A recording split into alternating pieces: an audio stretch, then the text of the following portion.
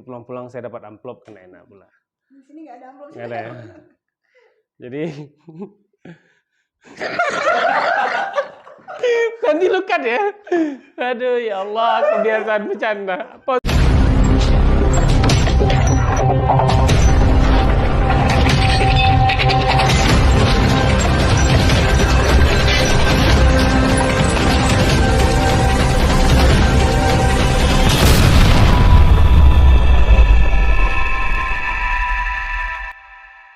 Assalamualaikum warahmatullahi wabarakatuh. Selamat sore sahabat-sahabat Novelty. Nah, kembali lagi bersama kami di Prodeo Podcast dari kawan Novelty Indonesia.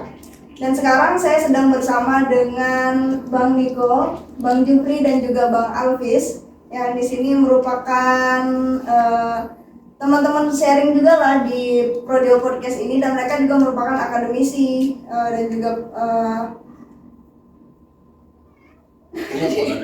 akademisi ya Bang ya. Nah, di sini kami akan membahas tentang kemerosotan moral atau dekadensi moral yang terjadi di Indonesia saat ini. Nah, sebenarnya bagaimana sih konsep moral itu sendiri dan bagaimana juga pandangan agama, khususnya agama Islam dalam konsep moral itu. Nah, di sini saya akan bertanya kepada Bang Niko awalnya ya Bang ya. Sebenarnya bagaimana sih moral itu dalam pandangan Islam? Baik, kepada Bang Niko dipersilakan. Baik, terima kasih Mbak Izi. Assalamualaikum warahmatullahi wabarakatuh. Alhamdulillah, syukur kita kepada Allah, salawat kepada Nabi, Allahumma sholli ala sayyidina Muhammad wa ala sayyidina Muhammad. Bicara moral dalam Islam, saya rasa cukup bagi kita merujuk melihat kepada baginda Nabi Muhammad SAW, di mana beliau itu suri tauladan yang baik. Nah, dalam Islam sendiri kita mengetahui sumber-sumber hukum dalam Islam itu kan tentu diawali dengan Al-Qur'an, dan berikutnya adalah sunnah dari Nabi kita. Ya, maka kalau dari Al-Qur'an sendiri kita harus memahami ternyata untuk apa kita diciptakan oleh Allah Subhanahu wa taala. Ini kayak ceramah jadinya Mbak Izi ini kan. Jadi dalam Al-Qur'an, kalau santai saya duduk di bawah. Dalam Al-Qur'an kan dikatakan, Alladzi khalaqal mauta wal hayata liyabluwakum ayyukum ahsanu amala. Sesungguhnya kita diciptakan oleh Allah Subhanahu wa taala itu Alladzi khalaqal mauta wal hayata, sesungguhnya Allah menghidupkan dan mematikan manusia itu untuk melihat siapa di antara kita ini yang paling baik amalnya. Nah, merujuk dari ini dan banyak ayat-ayat Al-Qur'an yang lain yang menjelaskan bagaimana sih manusia itu tujuannya itu diciptakan. Merujuk dari ini terkait moral, saya rasa kita sudah saatnya kembali mengkaji. Ini bahasanya bahasa kaum tua mungkin Mbak Izi. Diingat diri kita. Kan kelakuan tidak bermoral itu kan mengedepankan hawa nafsu, ya, mengedepankan ego, baik di anak muda dan lain sebagainya. Maaf, setan itu dikeluarkan dari mana? Dari surga itu kan karena perilaku dia, moral dia. Dia tidak lagi mengkaji diri. Ketika diperintahkan sujud dengan Adam, dia bilang, ana khairum minhu, katanya. Saya lebih baik daripada Adam. Nah, maka mari hari ini saya rasa ada baiknya kita kembali mengkaji diri kita supaya kita paham hidup ini bagaimana berkehidupan bermasyarakat, bagaimana kita dengan orang tua, bagaimana kita dengan teman sejawat, dan bagaimana kita bermuamalah dengan orang yang lebih kecil di antara kita. Ulama tasawuf ya mengatakan bahwa man arafa nafsahu faqad arafa rabbahu. Barang siapa yang mengenal akan dirinya, dia kenal akan Tuhannya. Ternyata diri kita ini kan lemah, ya. Jantung kita berdetak, yang kekuatannya kita nggak tahu letak baterainya di mana. Itu free dikasih Tuhan kan. Lalu akhirnya memompa darah ke seluruh tubuh. Lalu kita menghirup napas, kita melihat pemandangan yang indah-indah. Semuanya kan tidak ada daya dan upaya kita, kecuali semua itu atas izin dan kuasanya Allah Subhanahu wa taala. Maka Kalau ditanya bagaimana moral dalam Islam, kita merujuk dalam Quran itu sendiri. Pertama, kita memahami bahwa ternyata kita dihidupkan, dimatikan itu sebenarnya tujuannya oleh Tuhan, oleh Allah Subhanahu wa taala dalam Islam ingin melihat siapa yang paling baik amalnya. Ada ayat Al-Quran juga, kalau kita sensitif mendengarnya, itu saya rasa, ya, kita teliti mendengarnya, saya rasa itu akan menyentuh jiwa kita. Contoh dalam ayat warisan. Jadi dalam ayat warisan kita mungkin bisa melihat surat An-Nisa ayat 7 hingga ayat 11. Kalau kita bagi-bagi warisan, nah itu kan dia.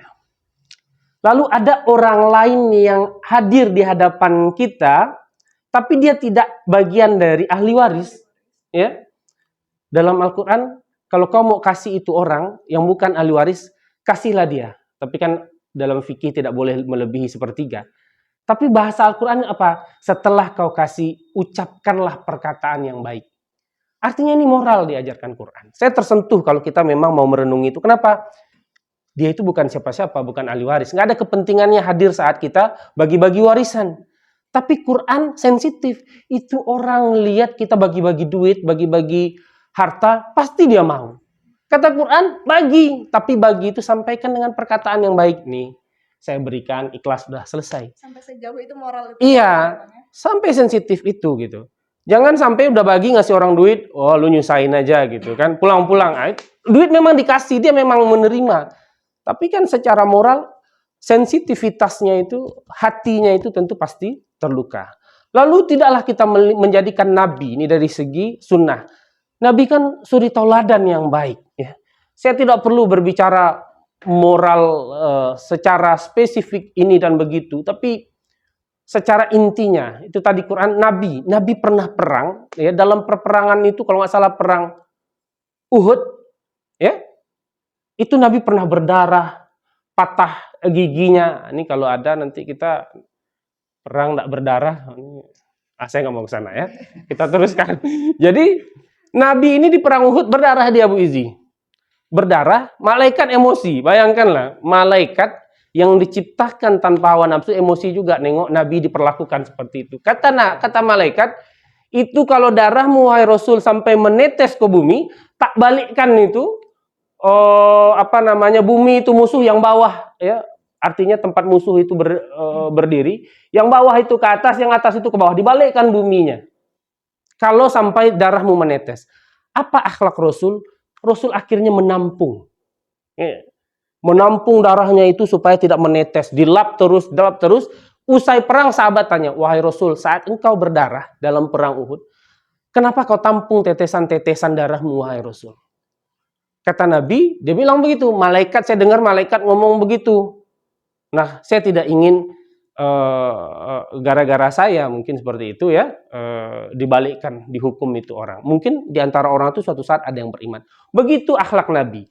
Bayangkan kalau sama kita, Bu Izi, kita lagi perang nih berdarah, emosi kita kan, menetes darah, kata malaikat itu sampai kalau darah ente sampai ke bumi, tak balikin itu buminya. Sekarang malaikat kapan perlu meludah-ludah kita supaya darah kita sampai ke, itu beda kita dengan Nabi. Tapi ini menurut saya, ini akhlak, ini moral. Nah, dalam Islam ada namanya muamalah.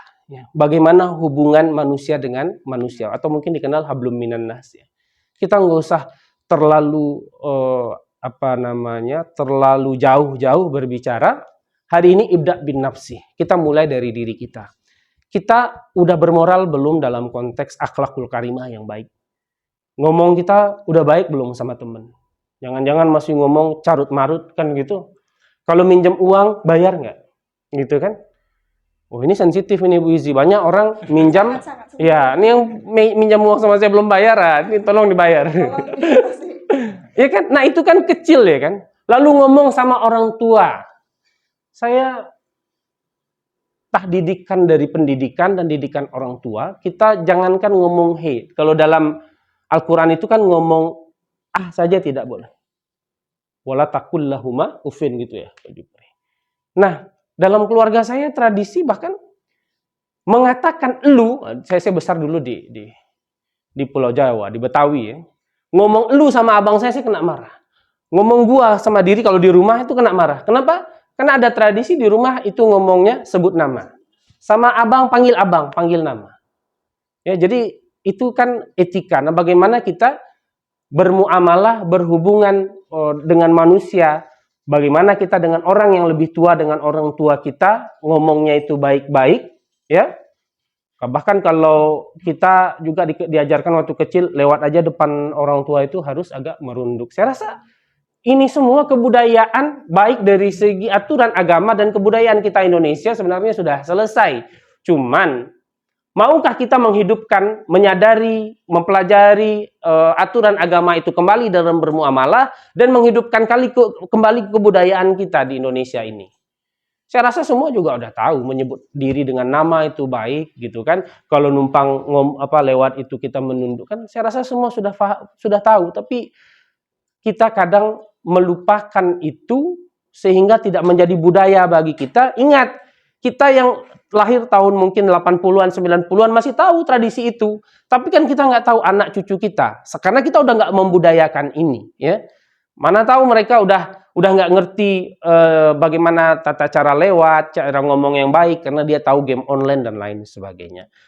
Nah, kembali dari diri kita, kalau seandainya kita mengkaji diri kita, di dalam diri kita ada kekuasaan Allah Subhanahu wa taala, kuasa Tuhan, pasti kita akan takut ya dan patuh kepada seluruh ajaran dan aturan Tuhan ya, Allah Subhanahu wa taala. Saya rasa itu Mbak Izzy. Terima kasih Bang Niko. Nah, jadi intinya dalam pandangan agama itu moral sebenarnya udah sangat diatur sedetail itu ya Bang Niko ya. Dan di sini sebagai poinnya, moral itu diawali atau dimulai dari diri sendiri tentunya, dan itu kita juga harus mengembangkannya lewat diri sendiri, melalui lingkungan juga ya bisa ya kan Bang, supaya lingkungan kita itu tetap baik. Kita juga harus saling mengingatkan bahwa moral itu sangat penting dibanding ilmu bisa jadi Bang ya. Karena kalau misalkan ilmu kita tinggi tapi moral kita rendah, itu sangat-sangat tidak baik hasilnya gitu. Nah, sekarang kita lanjut ke Bang Jufri ya Bang. Di sini saya ingin bertanya, atau di sini tolong saya sharing Bang, bagaimana sih sebenarnya adakah peran negara di sini dalam mengatur moralitas itu sendiri? Terima kasih Bang Jufri, silakan. Ya baik, saya saja Pak Niko ya. Terima kasih Pak Ulan, tadi baik sama Pak Ulan. Iya ganti-ganti ya. Saya berpikir dengan dua konsep. Pertama konsep Islam. Konsep Islam disebut dengan negara itu siasat dunia atau mengatur dunia. Atau yang kedua ikamatul din atau untuk menegakkan agama. Ini dalam sisi negara dalam perspektif Islam. Tapi dalam negara kita kan negara nasionalis, tidak mengedepankan satu pun agama, tapi kita negara beragama. Ini sesuai dengan presiden. Kalau saya cek dalam pasal 31 UUD 45 pasal 3 itu mengatakan bahwa pemerintah mengupayakan penyelenggaraan pendidikan itu berdasarkan konsep keimanan, takwa, akhlak untuk mencapai kecerdasan. Di sana ada kalimat akhlak. Akhlak ini dari bahasa Arab. Maka untuk menerjemahkan akhlak, maka yang bagus itu adalah dengan mencari asal kata itu dari bahasa Arab dong, kan gitu. Tapi ini sudah dinasihatkan. Akhlak itu dekatnya kepada kepada moral sebenarnya. Moral itu sendiri dari kata Latin, dari kata mores, yang artinya itu adalah sesuatu yang berkaitan dengan tindak tanduk manusia dalam hidup zon politikon atau hidup sosial. Itu disebut dengan moral atau mores. Kita hari ini lihat bagaimana anak sekolah SD, SMP, bahkan yang baru-baru ini ya, yang berpakaian baju pramuka tanpa ada angin hujan menghantam seorang ibu di jalan. Atau seorang anak SMA terang-terangan merayu guru perempuannya di kelas di hadapan teman-temannya, atau seorang anak yang di usia SMP masih pendidikan tega membunuh ibunya, atau sebaliknya. Ini adalah masalah dekadensi moral atau kemerosotan moral. Kalau kita cek dulu di kita awal merdeka, banyak tokoh-tokoh negara kita itu diisi oleh orang-orang yang bermoral. Misalnya betapapun berseberangannya pemikiran Muhammad Nasir dengan Soekarno nasionalis, Nasir agamis, tapi mereka tidak saling menghina, tidak saling memuja. Bahkan ada buku di kalangan Imam Hakim mengatakan bahwa di suatu momen pernah dua tokoh ini berdebat sampai menghantam meja, tapi di waktu istirahat kan minum kopi bareng. Ini Kena prank. kena prank, kita menduga ini dosa negara, kalau untuk rumah ada itu. Jadi negara itu punya peran, ini disebut dalam UUD 45, apa? Negara mengusahakan menyelenggarakan pendidikan dengan asas akhlak yang mulia. Kalau tak negara lakukan, berarti negara itu gagal dari sisi bagian ini. Makanya kalau tadi Bang Niko tentang Islam, kalau saya mengambil filsafat Cina, itu abad 5 abad sebelum Masehi, namanya Confucius, atau namanya kedua adalah Manxian atau Yang Xian. Beliau merupakan filsuf Cina yang di zaman itu beliau sudah mengatakan kepada people society, kepada masyarakat, bahwa pejabat itu tidak butuh membuat undang-undang yang banyak, kata si Confucius. Tapi apa? Cukup dia buat keteladanan.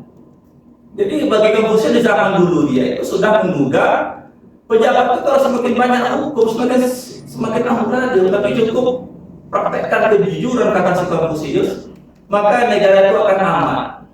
Lalu kedua, saya ambil dari seorang filsuf dari Inggris namanya John Locke. John Locke juga mengatakan bahwa yang terpenting di negara itu adalah lembaga-lembaga yang memiliki pemikiran kritis dan original. Tidak ada eksodus di sana, tidak ada kepentingan yang individual di sana. Makanya ada namanya kepentingan moral, kepentingan personal, grup, dan kepentingan mayoriti. Lalu yang ketiga, kita juga bisa lihat di buku-bukunya Plato, namanya Politeia atau buku Aristoteles itu. Apa kata si Plato? Plato adalah seorang tokoh negarawan plus filsafat. Dia juga mendukung negara itu memiliki konsep aristokrasi. Apa itu? Yaitu negara yang dipimpin oleh orang-orang negarawan, bukan politikus tuh. Artinya negara itu dipimpin oleh orang yang teladan. Ini harapannya si Plato. Maka konsep Islam dan konsep-konsep seperti itu cocok. Negara kita sangat cocok. Pancasila itu ketuhanan yang Maha Esa sampai nanti keadilan sosial. Nanti di fase ketiga ada permusyawaratan. Itu semuanya tentang moral. Kita bermoral, makanya kita bermusyawarah, kan begitu. Makanya dalam pikiran saya, negara itu harus hadir ketika terjadinya dekadensi moral. Dan terakhir saya ingin sampaikan bahwa tahun 1967 ketika Bung Karno dilengsarkan oleh MPR RI, ketika itu ada MK ketika itu, MPR RI yang mereka di-impeachment oleh MPR Soekarno itu, di antara alasan MPR itu impeachment Presiden Soekarno adalah merusaknya moral.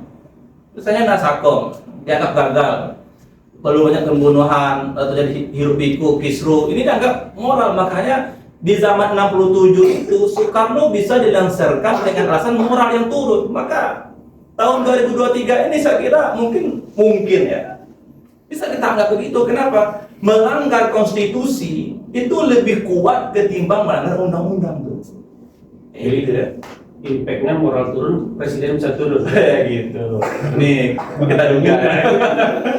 Karena kita selama ini takut melanggar undang-undang, tapi kita terang-terangan melanggar konstitusi. Negara harus menyediakan guru bermoral, menyediakan tokoh bermoral, bukan yang cerdik pandai tapi licik, gitu ya, bulannya. Saya tak lagi nyinggung siapa, tapi tak sama-sama kita. Terima kasih Bang Jupri. Ternyata dalam bernegara pun tentang moralitas ini sudah diatur ya sahabat-sahabat Novelty. Nah di sini dalam hal moralitas ini sebenarnya juga bukan hanya peran negara juga, tapi warga negara juga harus berperan ya Bang ya. Karena kalau hanya peraturan saja dibuat tapi warga negaranya tidak menjalankan ya sama saja. Baik sahabat-sahabat Novelty, kita lanjutkan lagi perbincangan kita mengenai moralitas di sini. Sebagai generasi muda nih, saya ingin bertanya kepada Bang Alvis, gimana sih sebenarnya moralitas atau kondisi moral saat ini di kalangan kaum muda gitu. Sebagai perwakilan kaum muda nih di sini Bang Alvis, gimana sih moral di perkotaan gitu atau di desa itu seperti apa gitu Bang? Atau dalam lingkungan Bang Alvis sendiri? Ya baik, terima kasih Mbak Izzy. Mohon izin Pak Ko, Pak Jupri. Sebenarnya Mbak Izzy, saya tidak berkomentar banyak ya. karena memang sudah ada pakar hukum Islam di sini kan, Pak Eko, pakar hukum tata negara begitu. Dengan perbincangan kita tadi banyak yang kita ambil ya, seperti apa yang disampaikan oleh Pak Niko terkait memang moral itu tumbuh di dalam diri sendiri gitu kan, dan juga kehadiran negara ya Pak Yuri dalam memberikan ketauladanan untuk masyarakatnya begitu. Kalau di zaman saat ini kita juga memahami bahwa belum tentu diri kita ini juga bermoral gitu kan, karena memang kata moral itu kita juga tidak paham apa artinya begitu kan, belum matang gitu kan. Apakah kita sendiri sudah bermoral atau kita beranggapan diri kita ini cukup bermoral gitu kan, standarnya itu kan kita tidak tahu. Mungkin barangkali Mbak Izzy dengan kecanggihan zaman sekarang, barangkali kehadiran orang tua begitu untuk anak-anaknya, karena Pak Niko kita tahu bahwa kan orang tua sekarang ini sebagian ya barangkali ya pengaruh untuk memberikan handphone kepada anaknya yang mungkin masih balita, itu juga terjadi saat ini. Dan mungkin juga Mbak Izzy juga pernah melihat hal itu kan. Dan itu umum ya Bang? Iya, Sudah biasa. Sudah biasa. Karena apa?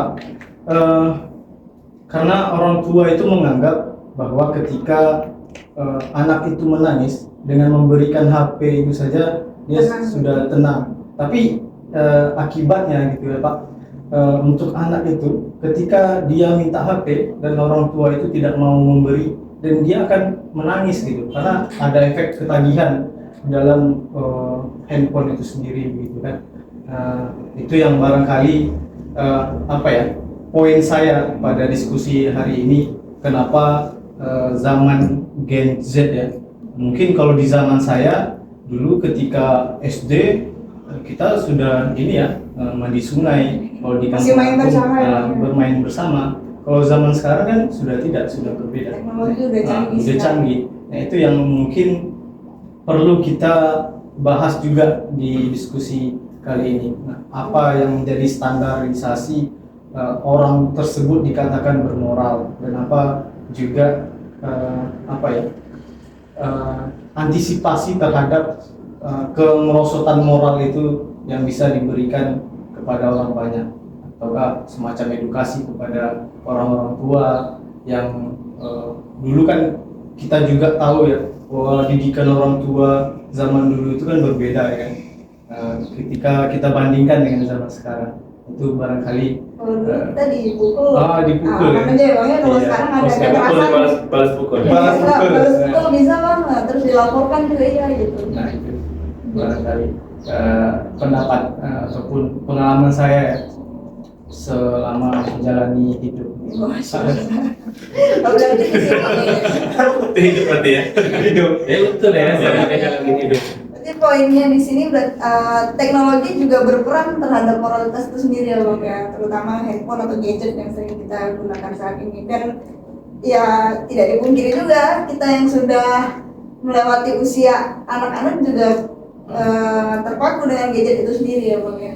Itu tergantung kita bagaimana memanage apa yang kita lihat di gadget, dan juga bagaimana kita selaku kakak, mungkin namanya selaku kakak atau abang, untuk memanage adik-adik kita seperti itu. Ya betul seperti itu ya Bang ya. Ya.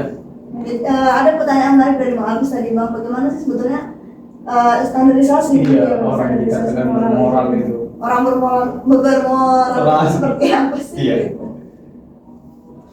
Siapa yang dulu? Siapa yang Bang mana? Jupri, Bang Niko, silakan. Saya dulu ya. Ya, Pak Jupri. Jadi saya begini, yang menilai diri kita tentu orang lain. Ya kan? Tentang petenteng kita bilang, oh saya bermoral nih, jenggot saya panjang, kemana-mana saya pakai apa, kuliah dan lain sebagainya. Tapi apapun itu, moral kita, hubungan kita dengan orang lain, yang nilai itu orang lain, kan gitu. Maka coba pikir-pikir sendiri. Kira-kira, saya kayak orang tua sih, emang udah tua ya. Jadi kira-kira kalau kita bermasalah dengan banyak orang, Ya, di rumah kita masalah dengan ibu kita, di rumah kita masalah dengan saudara laki-laki kita, saudara perempuan kita. Terus di kantor kita juga punya masalah, bermasalah kita dengan rekan kerja, nggak bisa ngetim gitu. Di kampus masalah sama dosen, masalah dengan teman kuliah dan lain sebagainya. Artinya dengan orang sekeliling kita itu, kita ada catatan bermasalah. Maka apa ya? Yang menjadi tanda tanyanya, kalau pertanyaannya, kalau kita masalah dengan semua orang di sekeliling kita, itu yang bermasalah itu orang di sekeliling kita itu atau diri kita gitu. Pak maksudnya? Temenan kita nongkrong di kafe, punya masalah kita semua teman-teman nongkrong di kafe. Di rumah sengaja kita nongkrong di kafe karena di rumah kita bermasalah. Kita kemanapun akhirnya kita mencari sesuatu yang menurut kita nyaman, nggak jumpa-jumpa. Karena dengan siapapun kita berinteraksi, kita bermasalah. Nah ini menurut saya bagian catatan indikasi untuk kita melihat kira-kira moral kita itu ada masalah atau tidak. Jadi kan moral itu kan banyak ya, mungkin gaya bicara kita, penilaian kita, ya mental kita dan lain sebagainya. Nah indikasi itu menurut saya yang harus kita lihat. Seberapa jauh sih kita bermasalah dengan orang? Kan bermasalah itu bukan harus kelahi, tapi tidak harmonis saja dengan orang. Nah, itu kita mikir sendiri. Kalau semuanya kita bermasalah, yang perlu diperbaiki itu moral kita, diri kita. Nah terkait teknologi, saya rasa sudah ada solusi hari ini. Kalau anak kecanduan main gadget dan lain sebagainya, hari ini tidak ada solusi. Solusinya lato-lato. Iya kan? Lato-lato mungkin kesannya saya bercanda, tapi kita mungkin ya kita tidak bisa pungkiri lato-lato ini juga akhirnya bisa mengalihkan anak-anak sekarang yang dulunya 100% main gadget, mungkin 60% gadget, 40% lato-lato. Maka PR kita adalah bagaimana kita bisa menciptakan lato-lato berikutnya. Kan gitu, Pak Jupri. Kita musiman ya. Kenapa? Musiman. Iya, kita ciptakan. Kita sendiri hari ini kalau kata Mbak Izi tadi terpaku juga dengan ini, dengan gadget. Walaupun saya yakin kalau Pak Jupri terpaku dengan gadget itu meriksa ngecek mobil bankingnya. udah ada transferan masuk atau belum gitu kan? Tapi setidaknya sekarang lato-lato juga apa namanya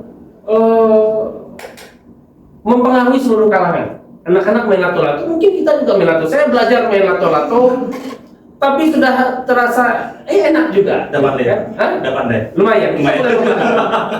Nah, aku ingat nih, lato-lato ini juga saya sampai diskusi tadi di belakang apa namanya sebelum kita live ini rekam. Saya berdiskusi sama Izzy dan sama Alvis ya. Kayaknya lato-lato ini apa tadi ada permainan yang terskip zamannya.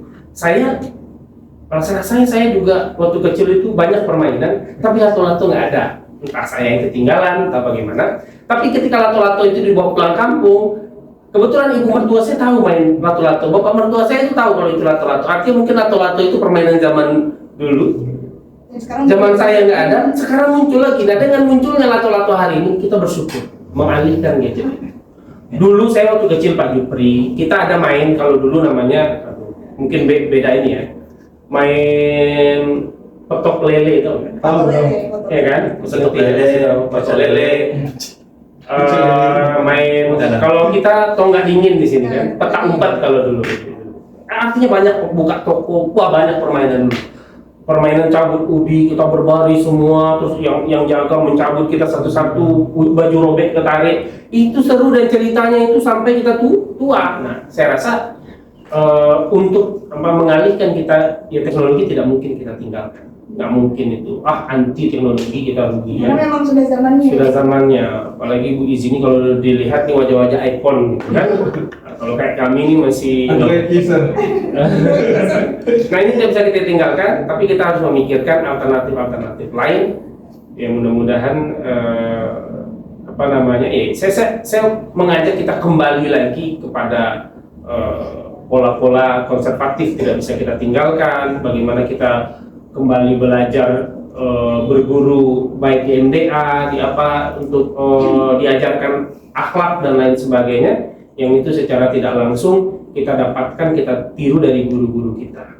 Dulu saya belajar ngaji, nengok guru itu sopan santun ngomongnya waktu di MDA, dan itu terbawa buat kita gitu. Nah, anak-anak sekarang kalau main nanti, saya ada tuh kemana kan hobi kali dia main ini, saya paham itu ada apa namanya, ya pokoknya pengisi suaranya kata-katanya nggak baik, cempreng, apa namanya, si cempreng dan lain sebagainya. Itu saya lihat kata-katanya nggak baik dan itu ditiru, kan pembelajaran gitu. Nah, saya rasa itu harus kita cari lato-lato berikutnya untuk mengalihkan kita generasi anak-anak terutama hari ini dari pengaruh buruk gadget, ketergantungan. Saya rasa itu Mbak Izzy. Terima Nggak kasih. usah berat-berat.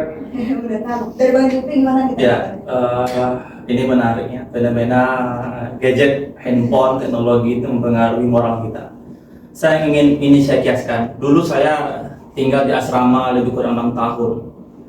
Pemerintah pesantren, nah ini pemerintah, kepala sekolah dan sekitarnya gitu maksudnya, melarang santrinya itu pakai handphone, berarti kebijakan. Sehingga kami tak kenal joget-joget, video-video, kami tak kenal, tak tahu. Itu belum ada. Belum ada. Jadi hubungan, TikTok ya. andai pun ada dulu asmara laki-laki berdua itu pakai surat, tak langsung video call atau telepon. Ini kebijakan, ya ini jangan dibocorkan ya. Oh ini direkam. Ini kebijakan level sekolah tuh. Maka bagaimana kebijakan level negara? Maka disebut dengan public policy. Ada namanya state actor dan state non actor.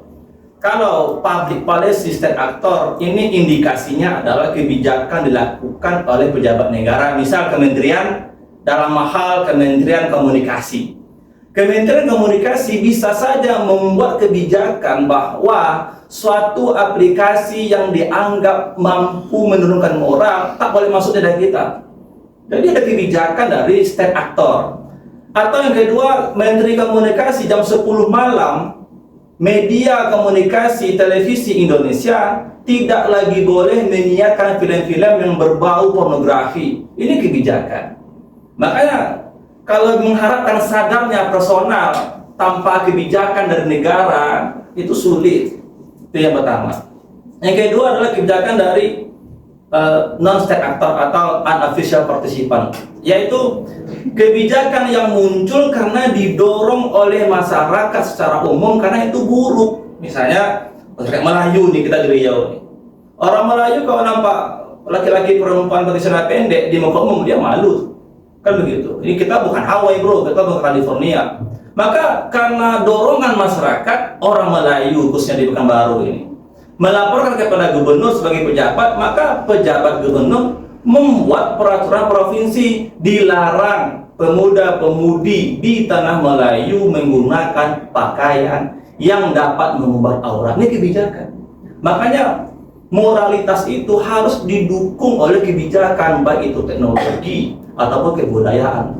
Makanya kalau saya mengartikan dengan public policy untuk mengajukan sebuah kebijakan. Makanya kehadiran negara di level pusat dan level daerah itu sangat mempengaruhi urgensi terkait dengan moral tadi. Kita ada sana moral clarity atau moral yang berlaku di Indonesia ini itu tidak sama dengan moral yang berlaku di Amerika, misalnya di Hawaii. Orang Hawaii berpakaian minim, seksi itu biasa, bahkan di supermarket mereka berpakaian sama dengan di pantai. Apa yang dipakai di pantai, itu yang dipakai di body market, ya biasa. Kalau kita nggak bisa, kenapa? Ada moral berbeda di situ. Makanya saya bilang, memang betul teknologi itu bisa mempengaruhi moral, tapi teknologi itu tidak bisa berbuat apapun ketika dia dipaksa berhenti oleh kebijakan negara. Nah, begitu Pak Edi. Nah, ini kata-kata mutiara gitu. Oke, Bukan kata-kata Pak Jupri. bukan. Oke, baik, terima kasih abang-abang yang sudah hadir di podcast kami. Jadi di sini poinnya bahwa sebenarnya moral itu sangat amat penting dan itu dimulai dari diri sendiri tentunya dan juga didukung oleh lingkungan sekitar dan juga negara berperan penting dalam pengaturan moral itu sendiri. Baik sahabat-sahabat Novelty, terima kasih telah menonton Prodeo Podcast. Kami dari kawan Novelty Indonesia, dukung terus. Assalamualaikum warahmatullahi wabarakatuh. Waalaikumsalam warahmatullahi wabarakatuh.